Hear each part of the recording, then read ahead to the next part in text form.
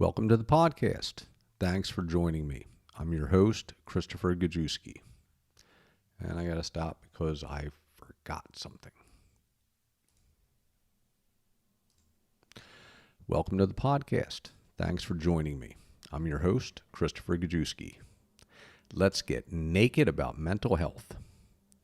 In this episode, it got complicated. I started writing the transcript and then fell down a rabbit hole. If you have ever seen someone finish a bottle of tequila and then try walking home, that's kind of what it was like. I made it home, sobered up, and then retraced my steps to find a more direct route. When I post, I always use the hashtag #KeepTalking. A couple episodes back, I started posting with the new hashtag #StartListening. I first discussed it in the interview I did with Leo Flowers on his podcast that inspired me to make my own podcast. I do talk, but then I stop because people aren't listening. They hear what I say, but they aren't communicating with me. Last week, a few things came together, like conversations, realizations, my sense of humor, being in a cast for 8 weeks, and a couple songs. Jake and Elwood Blues and Pink Floyd will be joining us for this episode. Not really, but you know what I mean. Before getting into the episode, the important stuff, which is really important for this particular episode, I just want to remind everybody that I am not a psychologist, psychiatrist, therapist, or any kind of professional with an "ist" at the end of their title. I'm just a guy who has been there. If you are in crisis or know someone who is, I implore you to reach out to a professional. In the United States, there is now a national hotline you can call or text, 988. I'll repeat that because it bears repeating. If you or someone you know is in crisis, I implore you to reach out to a professional. Dialing or texting 988 in the United States will put you in touch with the crisis counselor instantly. And because of the nature of this episode, I just want to remind everyone again that I'm not a psychologist. I really just winged it this time. It just came to me in various bits and pieces, and I put them together, and I think I'm on a path, but then again, I might not have any idea of what the hell I'm talking about. So take it all with a grain of salt. But now, let's get into the episode. I now understand Robin Williams' quote better about how he always felt being alone was the worst possible thing, and then realized that being made to feel alone while being surrounded by people was worse. I've spoken about it before in podcasts, that an issue that I have is people not listening, not comprehending what I am saying. I get it. I understand. Clinical depression can be very difficult to wrap your head around unless you have been there. As humans, we try to understand things by comparing it with our own experiences, the known. Most understand depression as a bad day, the feelings associated with bad moments. Clinical depression is not that. Talking about the desire to commit suicide can be like talking about an alternate universe where our laws of physics don't work. Especially during Suicide Awareness Month, I saw a ton of posts about reaching out to people to check on them. It's a good start. But there was something off about the message for me, and I didn't understand why. I spoke about it in previous episodes, about how when I was suicidal, or even just in a depression, everybody and anybody could have reached out to me, and they all would have gotten the same answer. I'm fine. Hell, people could have stopped by for pizza and beer, and they would have found someone that was fine, A-OK, laughing and joining in the conversation. They would have never have known I was not okay, not fine, and planning to kill myself. Why? Both times I stood on that doorstep to suicide with my hand on the knob, about to pass through, there was a long, long list of people I could have called. I come from a huge family, and they care about me and love me.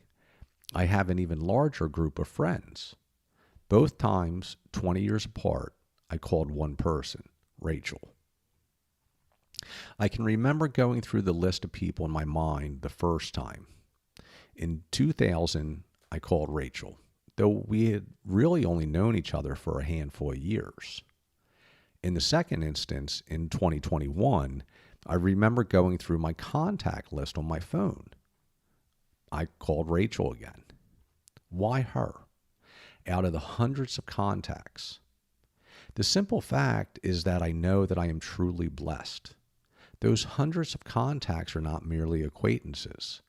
A large, close-knit family makes up a large portion of them, and an even larger group of close friends rings that first group.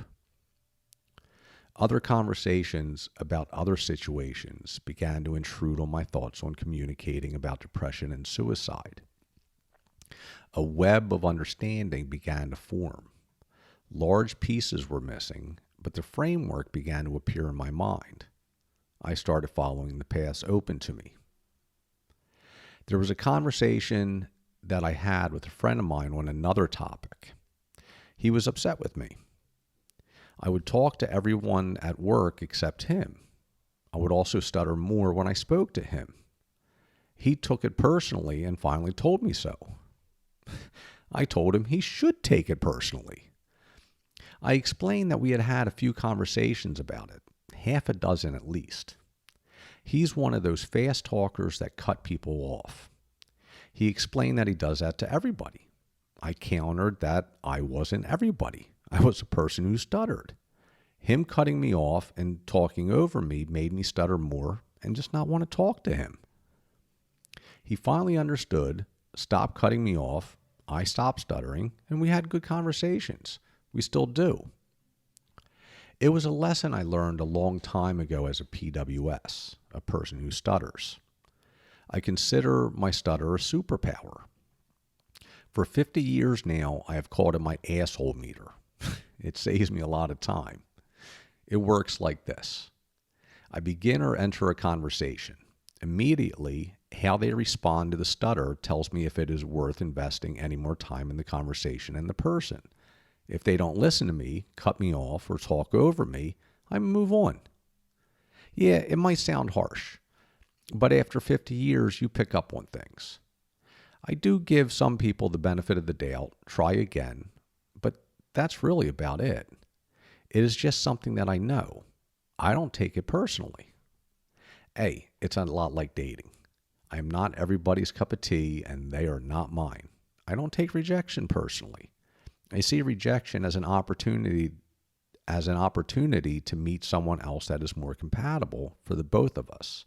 The sooner we break up, the better. But what happens when I am left as the only person in the room not talking? When I don't have a date for the prom? I take a break. I step back. I leave to collect myself. Now, mix in the depression, and I isolate. Leo Flowers and I spoke about it when he interviewed me on his podcast, Before You Kill Yourself. I forget exactly what we were talking about, but it comes in at about 18 minutes into the interview that can be found on my website.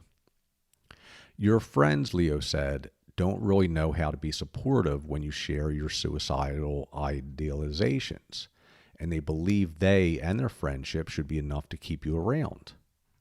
And I think people miss out on the opportunity to be curious as to why you might have these suicidal idealizations and try to understand where it is coming from, as opposed to saying, don't kill yourself because I'll miss you.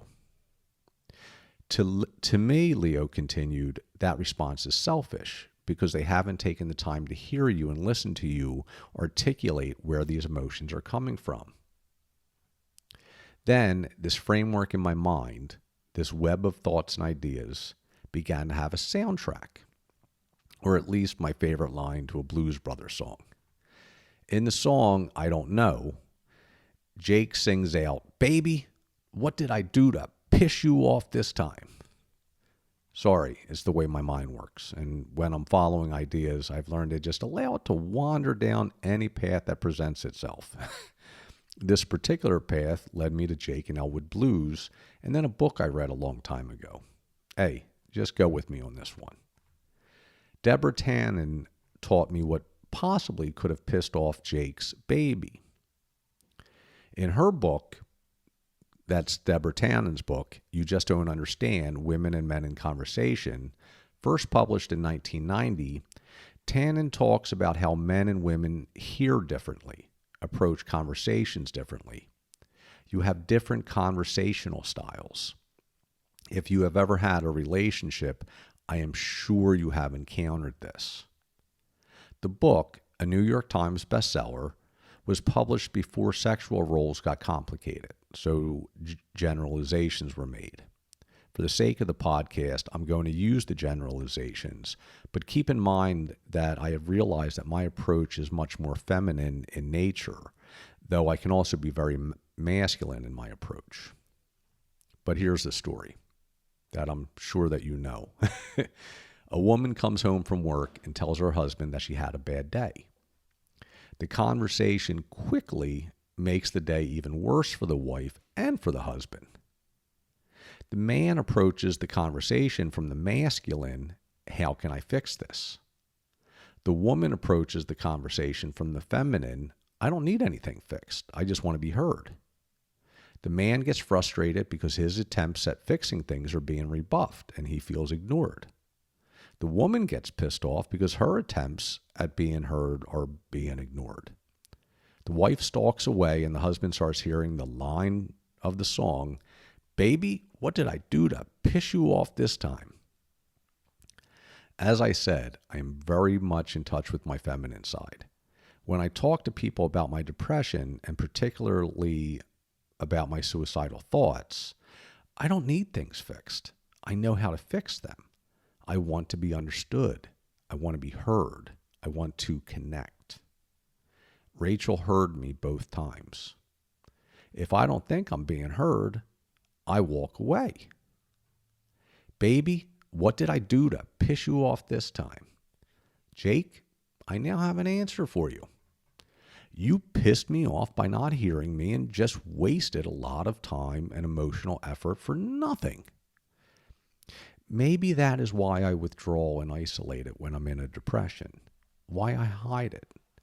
It is the path of least resistance, and the path of least resistance is the best I can do at times.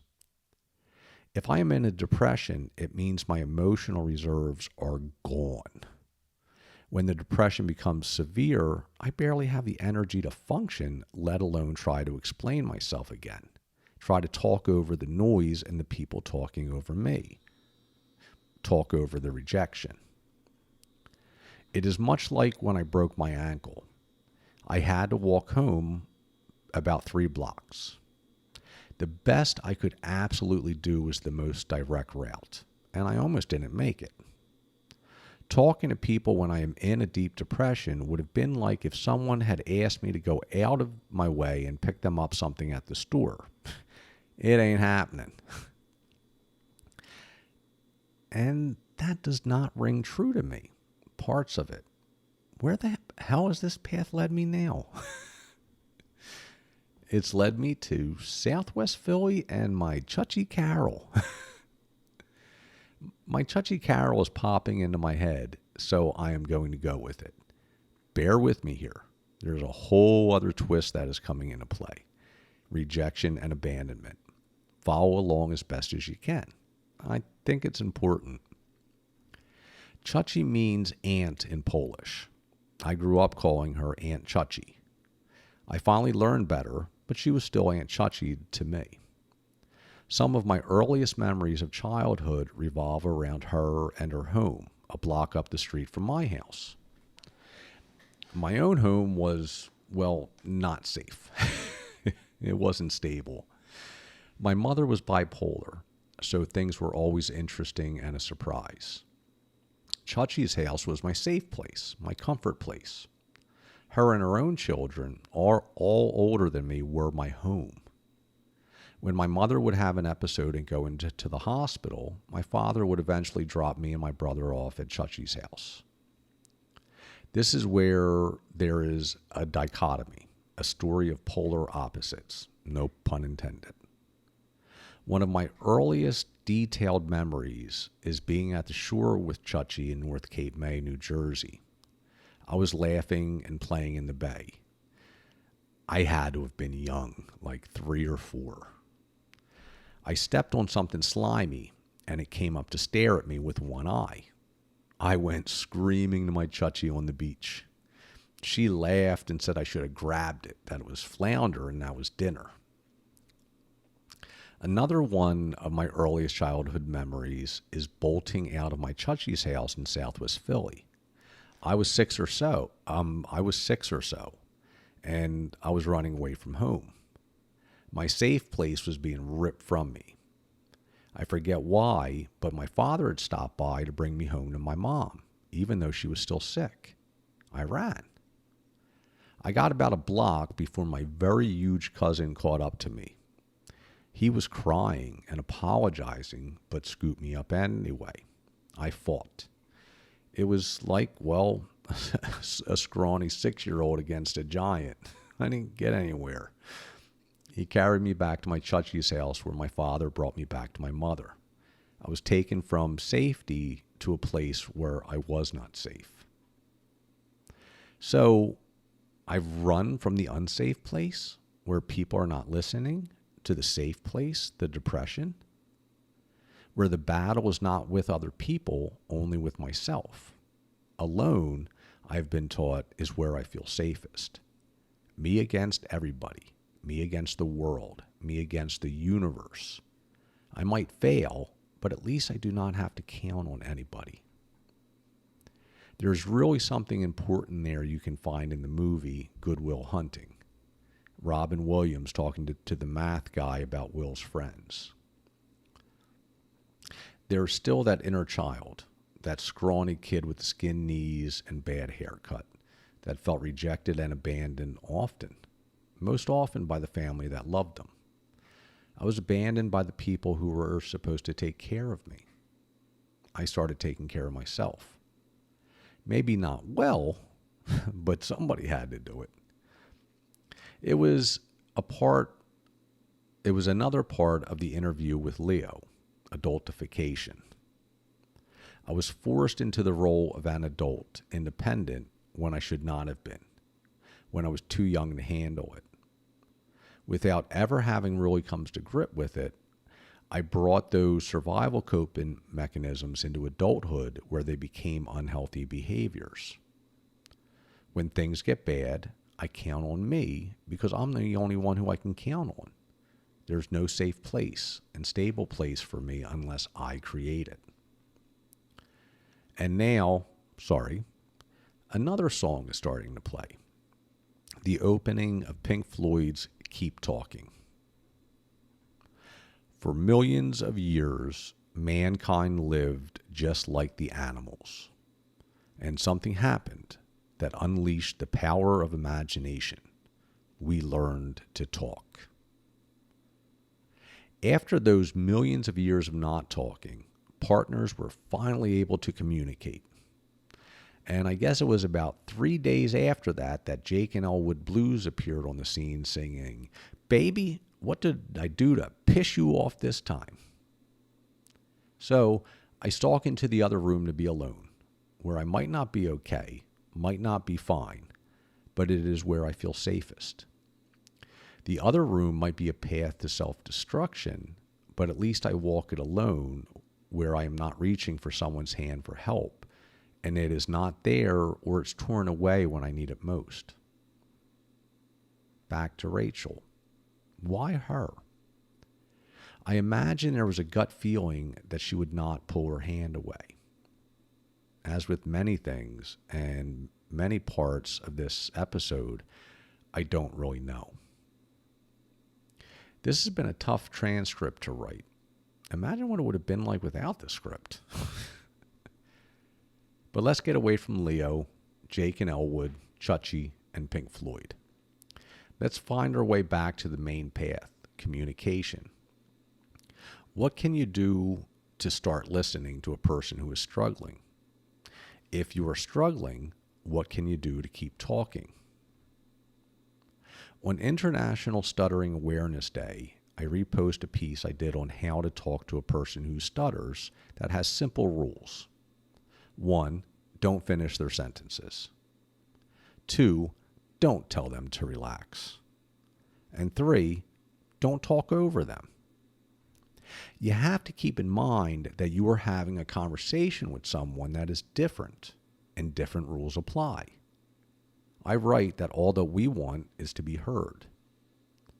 Their reality, my reality as a PWS, is different than yours. Fluency is natural for you, whereas it's a battleground for me and others who stutter. The same goes for someone suffering from depression or other mental health issues. For some reason or another, we are pushed into isolation, and we should not do that and should not be there. It is the unhealthiest place for us. How do we end up there? The first thing you need to think about, and this is really going to shake things up a little bit, but the first thing you need to think about is, should you reach out? Seriously. The best of intentions can go wrong. What's the saying?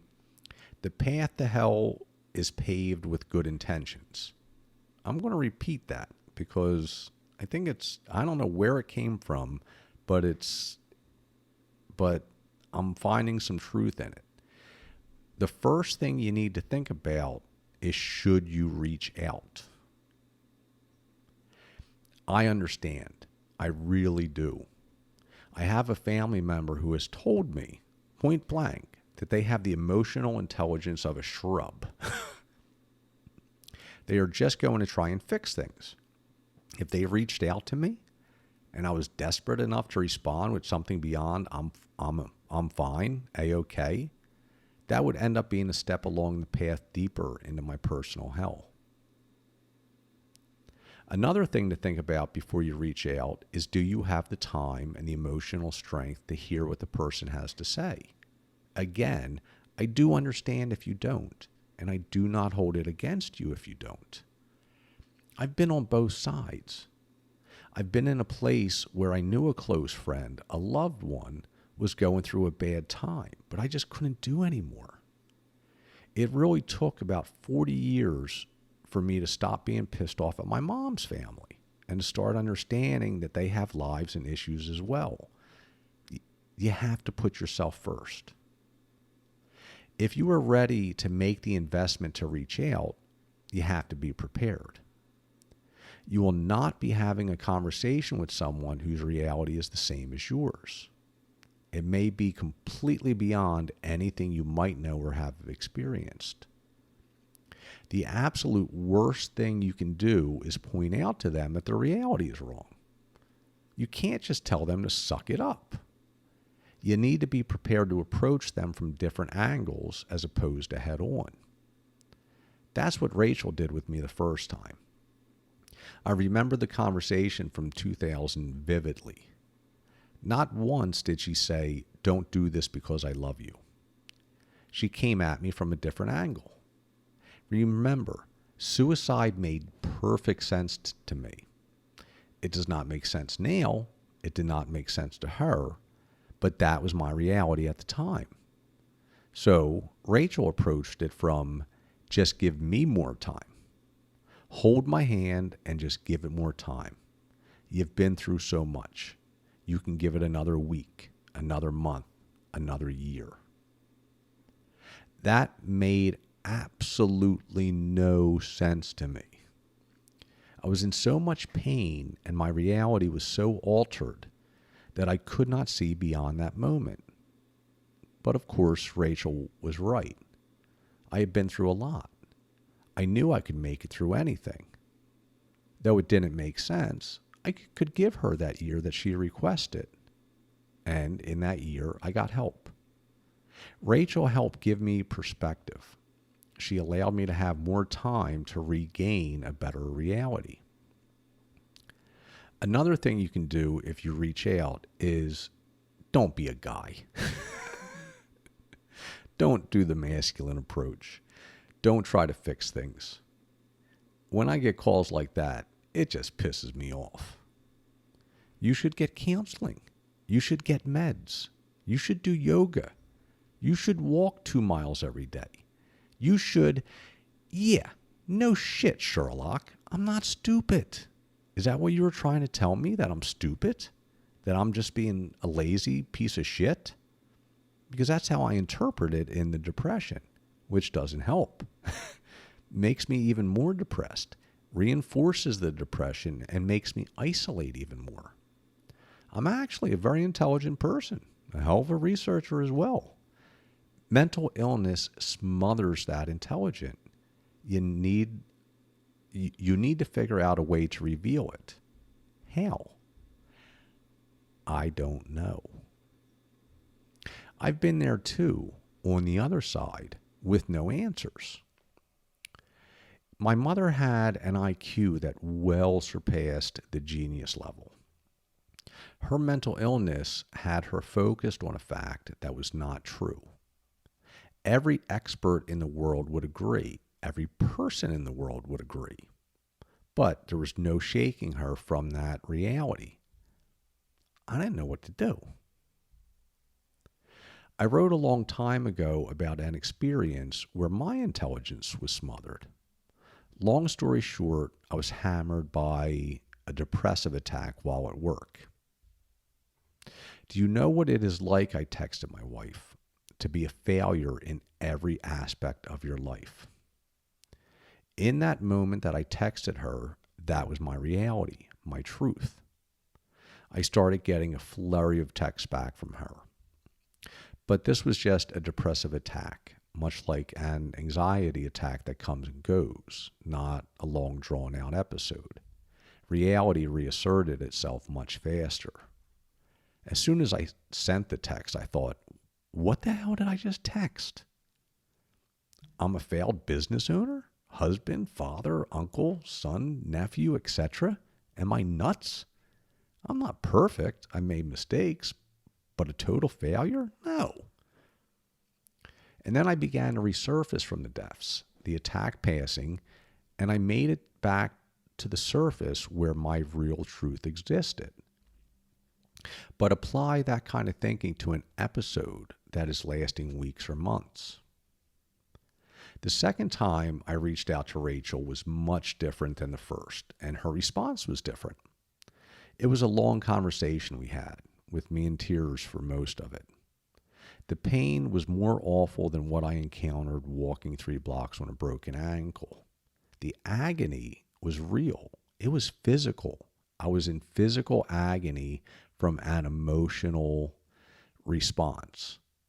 I think it was a depressive attack while in the depressive episode, which just compounded everything.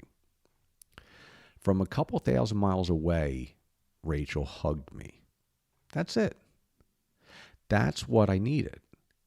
She knew. She just had to be there to understand and to hug me. She didn't try to fix anything, didn't try to approach it from another angle like the first time. She just instinctively knew that all that I needed to hear was, I understand, and to hug me. Maybe it has to do with the inner child. I just had the same thing happen under different circumstances a few months back.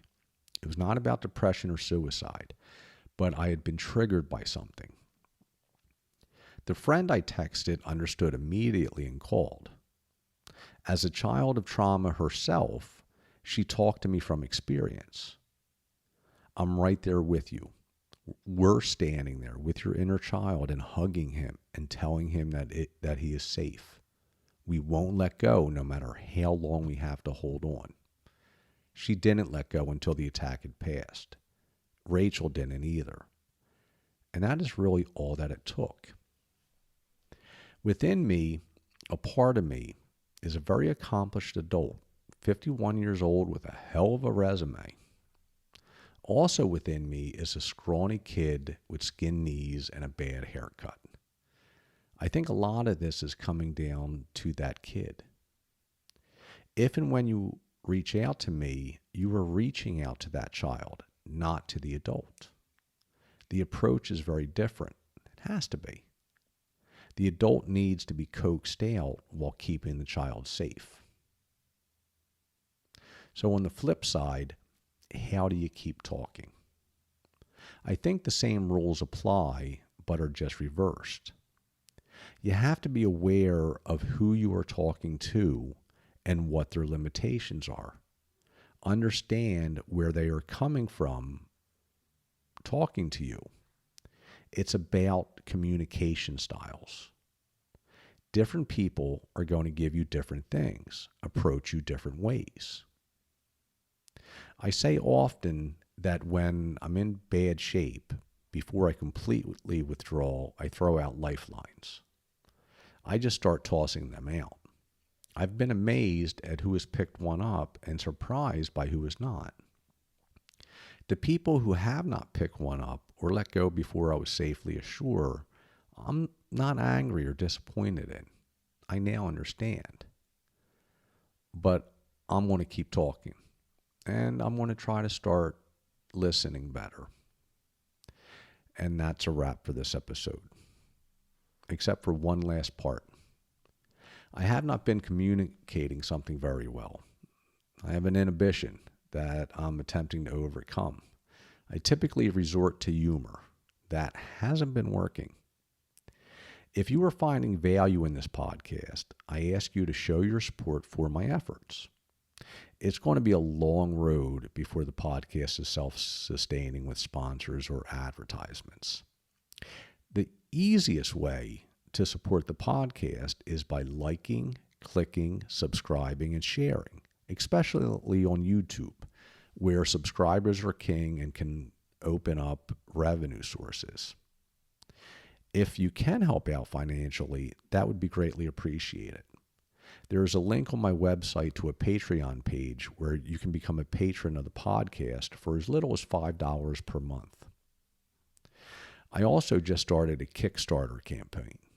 The link is on my website, or it will be soon. I explain that I am trying to put in the time to make this a full-time job that pays a little bit of money instead of a part-time job that doesn't pay anything. I'm not really expecting that to work out, but thought I'd give it a shot as a way to potentially spread awareness for the podcast. But this was all exhausting. I hope I didn't exhaust you too much with the twisting and turns that I took. I need a nap. The siesta is definitely in order before I come back around and see if the path is still too tangled. I hope you were all able to follow along. Aloha.